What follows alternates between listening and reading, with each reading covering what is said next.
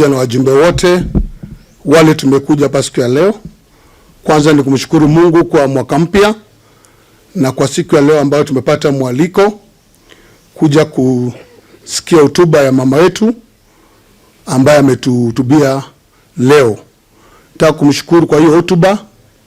Ametuhimiza kama wanachama wa ODM tukae chini tuzungumze mambo yetu vile baba angetaka tukue.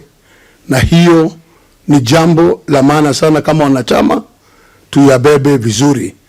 Mheshimiwa Raila alikuwa mjumbe wa Nairobi, na ndio kwa sababu tuko hapa kumuenzi na kusema tulipoteza kiongozi wa maana katika taifa letu la Kenya, katika East Africa na Africa na ulimwengu mzima. Hatujapona, lakini namshukuru Mungu kwa kutupa hiyo neema ya kusonga mpaka wakati huu.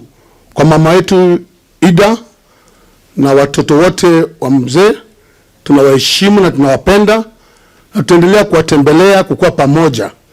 Tuliposikia unakuwa hapa na hotuba siku ya leo, tukaona ni vyema tuje hapa tusimame na wewe.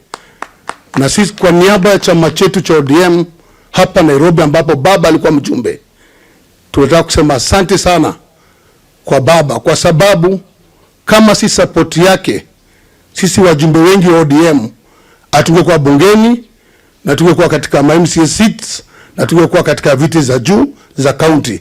Katika 100% ya support katika uchaguzi wote umepita, 95% ilikuwa ni ya baba, 5% ilikuwa ya chama.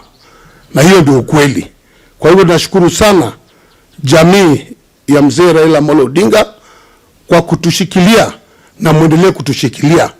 Katibu mkuu wa chama ako hapa na atazungumza. Lakini mimi ningetaka kurudia tena yale mambo mama mmesema. Kama tuna magombano yetu, tugombane ndani ya nyumba. Kila mtu ana maoni tofauti kwa chama ya kuzungumza, lakini tuzungumze ndani ya chama na ndani ya zile organs zetu za chama.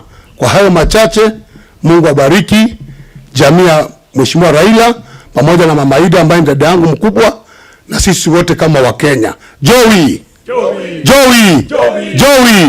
Mungu abariki.